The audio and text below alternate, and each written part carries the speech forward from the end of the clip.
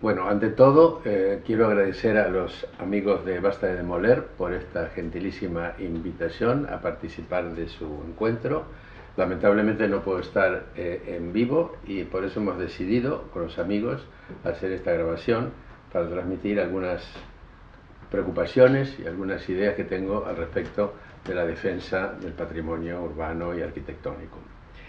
Hablaré desde ya de mi experiencia viva, porque soy un habitante de Barcelona desde hace 40 años y Barcelona es una auténtica probeta de los ensayos y fracasos y algunos logros en esta lucha por la defensa del patrimonio. Un primer conclusión, luego de tantos años de ver este fenómeno, es la estanqueidad de las conquistas, es decir, la defensa de la ciudad, de la defensa de la arquitectura, no parece generar un proceso acumulativo de crecimiento irreversible. Es decir, siempre podemos volver a cero y empezar de nuevo. De ahí que las tareas, la lucha, la defensa tiene que ser permanente, no hay más remedio. Se cambian las administraciones, cambian de estrategia las grandes corporaciones y volvemos a cero. Para citar un caso ejemplar, fue mi llegada a Barcelona. Todavía estaban en los carteles en la calle de la lucha de las asociaciones de vecinos por evitar nada menos que la demolición del mercado del Borne. Una obra histórica, indemolible desde el punto de vista cultural.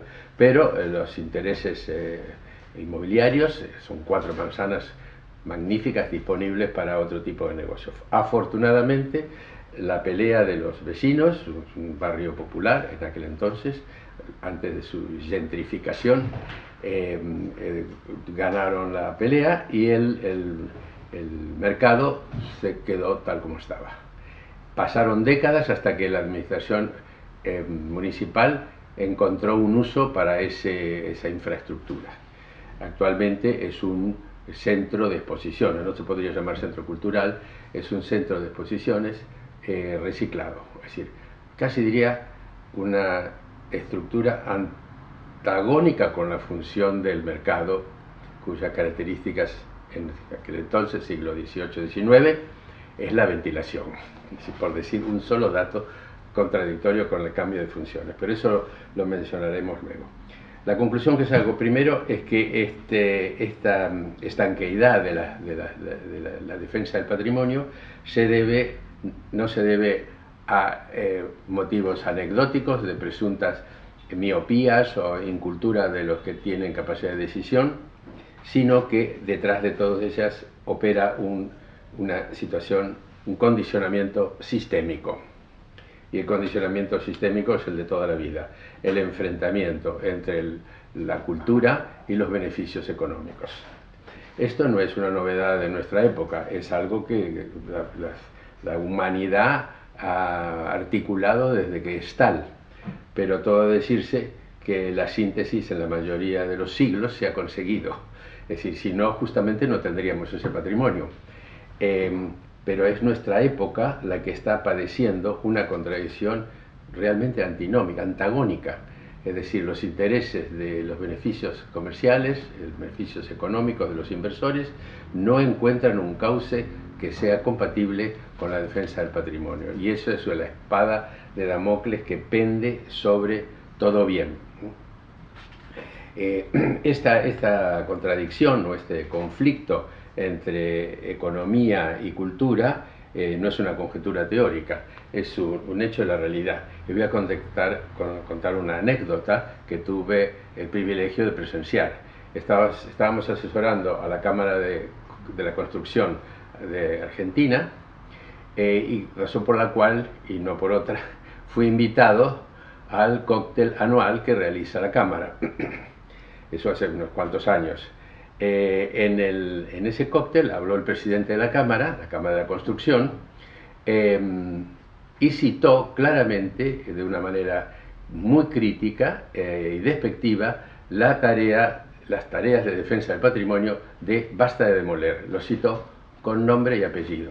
Y esto ante el beneplácito del invitado de honor, que en ese momento fue el entonces postulante y actual presidente de la Nación Argentina. Es decir, más claro que, este conflicto contra la cultura en la alianza de economía y política no pudo haber sido. Es decir, esa escena tenía que ser grabado, porque es como una gran metáfora del conflicto que estamos padeciendo. No distinto es lo que ocurre en Barcelona. El tema de la protección está vinculado directamente con la idea de rentabilidad. En muy pocos casos, en casos de patrimonios, quizá los arqueológicos son los que están más preservados. Recordemos la cueva de Altamira, que para evitar el deterioro de las pinturas rupestres fue cerrada. Pero salvo estos casos donde el trabajo de protección es esencialmente, exclusivamente vía mecenazgo, es decir, sin ningún tipo de rédito o beneficio de la inversión, fuera de esos casos que son claramente anecdóticos o muy menores, en general todas las acciones de inversión en defensa del patrimonio o en protección o en preservación, como lo queramos llamar, siempre tienen que encontrar una forma de rentabilidad. Y este es el problema, este es el meollo de la cuestión.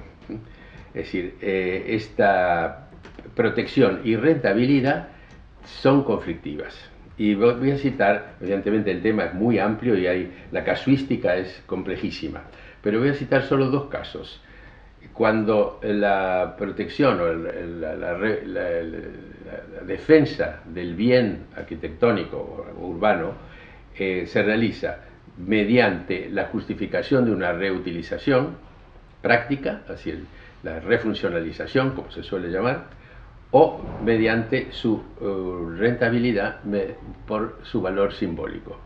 En este segundo caso, yo he acuñado una expresión que creo que la he utilizado en alguna de estos encuentros a los que me han invitado previamente, que es lo que llamo demolición simbólica.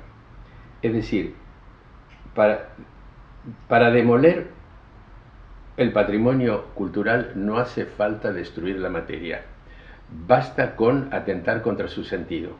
Y hay formas muy claras y evidentes de lograrlo. La primera es la reutilización. Voy a citar algunos casos de barceloneses que son explosivos. Al reutilizar un bien que tenía otro uso, inevitablemente hay que hacer intervenciones modificadoras de ese bien. Hay un caso escandaloso que ha sido la Plaza de Toros Monumental, que fue reciclada. Uno de los proyectos era demolerla en la Plaza de España, y la otra, la que triunfó, fue reutilizarla como centro comercial. Transformar una plaza de toros en un centro comercial y demolerlo es prácticamente lo mismo. Es decir, tuvieron que hacer intervenciones muy pesadas, donde, para sintetizarlo en un solo caso, una plaza de toros techada no es una plaza de toros. Es decir, desapareció nada menos que el cielo y la arena. Y desapareció, por lo tanto, la típica bipartición de toda plaza de toros, que los carteles lo dicen muy poéticamente, sol y sombra, ¿no? Es decir, esto es lo que se destruyó. La plaza de toros quedó, por supuesto, los arquitectos se pusieron las botas y se han lucido con todo tipo de intervención imaginativa, creativa, como se suele decir ahora. Pero lo cierto es que de la Plaza de Toros, con un estilo mozárabe, como la mayoría de las plazas de toros, no quedó nada, más que una piel exterior. O sea, la hipótesis es que si el bien, es decir, la arquitectura, es reutilizada para un uso distinto del original, es materialmente imposible mantener su valor patrimonial, porque las intervenciones necesariamente van a alterar sus características estructurales. Cosa distinta, por ejemplo, se puede citar en las intervenciones sobre el Gran Teatro del Liceo o el Palau de la Música Catalana, donde justamente porque ambos espacios han mantenido su uso original, la destrucción ha sido menor. Y digo ha sido menor porque la hubo. Es decir, el Gran Teatro del Liceo, con todo cariño del mundo, la palabra gran le queda grande, porque es un teatrín de provincias, y esa es su gracia, y ha sido transformado con unas intervenciones pesadísimas que en el paisaje urbano se notan muchísimo, que es incorporar una caja para toda la parafernalia técnica de la escena, distorsiona esa humilde función de teatrín. Distinto ha sido el Palau de la Música Catalana, donde ha quedado prácticamente intacto, a excepción de la incorporación de comodidades como ascensores y todo esto. Si uno entra por el lado normal, no se entera. Es decir, sigue estando en el modernismo catalán, en este caso de Domènech y Montaner. Es decir, pero insisto, en ambos casos, si se han salvado estos edificios, es porque se ha preservado el uso. Afortunadamente, todavía en Barcelona hay gente que le gusta tanto la música clásica como la ópera. En cambio, cuando se altera el uso, era el caso de la Plaza de Toros, la destrucción es inevitable. Tanto es así que uno llega a pensar que casi hubiera sido mejor la demolición física, que era el objetivo inicial. Yo he participado o he asistido a algunos conciertos de jazz en la otra Plaza de Toros, Las Arenas, y funciona perfectamente como espectáculo teatral de masas o espectáculo musical de masas. Si con una buena tecnología de sonido, la Plaza de Toros funciona como un coliseo. El modelo es el coliseo, ¿no? Es decir, que se podría preservar. El problema aparece con la reutilización. Esto ha ocurrido con las plazas de toros, ha ocurrido con el mercado del Borne. El mercado del Borne al final encontraron una reutilización con el argumento perverso de la cultura. Si en este caso el proceso es inverso, un mercado de barrio, bellísimo además, con las calles de adoquines, porque entraban los carros con los alimentos, con el brisolei de cristal para la ventilación, etcétera, una construcción indisolublemente vinculada a su uso, como una catedral. No se puede poner un centro comercial en una catedral, aunque hay gente que sería capaz de hacerlo. Al cambiar el uso de mercado a centro cultural, tuvieron que invertir en transformarlo en un foco de atención turística. ¿Qué han hecho? Han excavado, por supuesto, en cualquier lugar de Barcelona o de cualquier París o cualquier ciudad europea que haces un agujero, aparecen los romanos. Aparecen restos arqueológicos que no tienen ningún interés, más que real interés para los arqueólogos, que pueden tomar las medidas, sacar las fotos y volver a tapar. Pues no, lo dejan con un cristal a la vista para que los curiosos vengan a tomar sus fotos y sus selfies, ¿no? Es decir, en este caso, el mercado del Borne, que es una preciosidad como construcción, incluso su tejado, que es multicolor, se ha transformado en lugar para curiosos. Hay algunas exposiciones que no vamos a negar tienen un gran interés, pero se ha desnaturalizado su uso. Es decir, no quiero ser de alcalde ahora y tomar decisiones, pero lo que hubiera hecho yo es poner un mercado. Que ya le vendría bien a ese barrio tener un mercado que además toda la infraestructura es mercantil. Pero el segundo método para la demolición, que yo llamo demolición simbólica, es la más perversa de todas. Y esto quizá en Buenos Aires o en las ciudades argentinas no sería aplicable, pero en una ciudad como Barcelona, que tiene un patrimonio de arquitectura modernista realmente sensacional, feérica, esa es muy, digamos, proclive a ser utilizada como objeto de curiosidad. Y en este caso no se trata de una reutilización física, utilitaria, valga la redundancia, no se le dan otros usos, sino que el edificio, que eran viviendas, por ejemplo la Casa de las Punchas de Puig i Cadafalch, o la Casa Batlló, que también es de Gaudí, o la Pedrera, son edificios que se han transformado ellos mismos en objetos curiosos. Hay una foto muy bonita que se podría tomar si yo fuera fotógrafo, que es subirse a la Casa Batlló y tomar la foto desde arriba hacia la acera. Lo que se ve es cientos de personas con sus cámaras apuntando hacia arriba. Es decir, la casa se ha transformado en un objeto de curiosidad, que está muy lejos de ser un objeto cultural. Es objeto para los curiosos que ven una casa increíble. Es decir, el modernismo catalán y sus maestros, sean los que acabo de citar, Domènec Montaner, Gaudí, Puig i Cadafalch y tantísimos otros, han sido resimbolizados como creadores de parques temáticos. Ante estos edificios y Disney World no hay ninguna diferencia de actitud respecto de los usuarios. Es decir, son objetos curiosos, fotografiables, ¿no? Evidentemente, eso las priva totalmente de su función y por lo tanto de su sentido. El uso de un edificio es consustancial al sentido del edificio. Es decir, no se le puede cambiar el uso sin alterar radicalmente su significación. Es decir, la arquitectura, como se suele decir, es el sentido del espacio y el espacio del sentido. Si le cambio el sentido, deja de ser arquitectura. Queda la pura materialidad, la pura cerámica, las puras rarezas, pero perdieron su significado. En la Pedrera vivía gente. Yo tenía un amigo que no sé qué piso vivía y tenía su casa ahí. Es decir, había vecinos. Ahora es un centro de actividades de entretenimiento masivo. Y ahí está el tema de la segunda vía de rentabilización.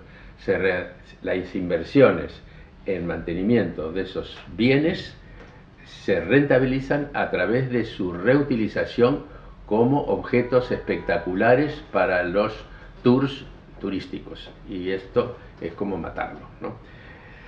Problema: ¿cómo se sale de este aprieto? Esto no sería posible si no estuviéramos en una época donde el consumo simbólico, el consumo de rarezas, la selfie, el trasiego de turistas, no fuera la quinta esencia de la cultura contemporánea. Es decir, como dicen los maestros del análisis de la posmodernidad, vivimos en la cultura del simulacro, o sea, el simulacro de la cultura. Es decir, todo esto deviene simulacro, ¿no? Y entonces llega un momento que tú te preguntas, ¿valía la pena mantenerlo? ¿Qué es lo que estamos manteniendo? Evidentemente el conflicto es muy pesado y esto no se produciría si no hubiera un enorme mercado de la curiosidad. En ese sentido, los intereses crematísticos, inmobiliarios o de inversiones financieras son aliados directos del mercado del consumo simbólico, o sea, los turistas internos o externos. Es decir, el mal está en la cultura, pero en la cultura de las personas, no cultura de las cosas. Es decir, tenemos una masa de personas que trasiega el mundo pisoteando todo el patrimonio y desnaturalizándolo. Y eso no tiene solución, eso no tiene vuelta atrás, es muy difícil revertir. No hay ni político, ni ministro de Cultura, ni gran inversor que pueda revertir ese proceso. Estamos atrapados, ¿no? ¿Qué es lo que se puede hacer? Sí, para no caer en el pesimismo y el nihilismo. Y creo que evidentemente no se va a dejar de defender el patrimonio por esta situación que estamos atravesando, pero sí hay que ampliar o profundizar las estrategias. Yo creo que el reclamo, la pataleta no es suficiente. La presión sobre las autoridades hay que seguirla ejerciendo, pero no es suficiente. Yo entiendo que lo que hay que lograr es aumentar drásticamente la base social. Y esto está vinculado con los acuerdos y acciones conjuntas con las instituciones de la educación y la cultura, sean las escuelas, los museos o los centros culturales, que realmente se sumen a estos proyectos en exposiciones, en movilización de la opinión. Quiero citar un caso que es anecdótico pero representativo, que quizá conozcan, que es una película que se filmó, un documental que se filmó en el barrio del Raval, que se llama En Construcción. Es una documental que delata y denuncia las intervenciones de destrucción sobre el barrio de Raval. Es de un joven cineasta español, José Luis Guerín, y es del año 2001. Esa película hizo bastante impacto, es decir, porque puso el dedo en la llaga y además llega a una masa de gente quizá no sensibilizada o alejada o lejana respecto al problema del patrimonio, y mostrarle a la gente el patrimonio que tiene. Es decir, el problema, insisto, es aumentar la base social. Y en eso me apoyo por un fenómeno similar que ha venido ocurriendo mundialmente, y es el crecimiento de la conciencia ambiental. La conciencia ambiental ya tiene una base social que no es decisiva, pero ha crecido enormemente. Es decir, por ejemplo, en Barcelona, cuando se pusieron los containers para la clasificación de los residuos, se desbordaron, es decir, tuvieron que multiplicarlos, pues el público, asustado por las noticias sobre la catástrofe ambiental, realmente hizo todo lo que pudo, y esos containers se llenaron inmediatamente. Tratándose de un país que, como todos sabemos, España y los países latinos en general, donde el individualismo y la falta de una conciencia comunitaria es bastante grande. El individuo, como siempre digo, ironizando de mi segunda patria, que es España, que España es una monarquía absoluta porque son como 40 millones de reyes. Y eso hace difícil educar a la población en conductas cívicas. Aún así, se está logrando. Creo que algo muy similar se podría producir a través de ampliación de las estrategias de persuasión social en el campo del patrimonio urbano y arquitectónico. Creo que eso está en camino, pero habría que potenciar las acciones, sean películas o lo que sea. Es decir, formas que operen más sobre la población que sobre las autoridades, siendo indispensable seguir presionando sobre las autoridades. Pero es la población la que tiene que encariñarse, por decir así, con sus bienes. Hay una anécdota muy bonita del mercado del Born, que esto es en los años finales de los años 70, así que ya hace como medio siglo, que ante las amenazas de las topadoras y de la demolición, el barrio hizo una cadena rodeando al mercado, defendiéndolo como propiedad comunitaria, ¿no? Un acto de amor de la población. Y estamos en los años 70, cuando todavía ni siquiera se hablaba del daño ecológico. Y además yo asocio ambas cosas, porque el daño ecológico y el daño cultural tienen el mismo origen, que es la brutalidad. Es decir, siempre dije, el hombre culto es limpio.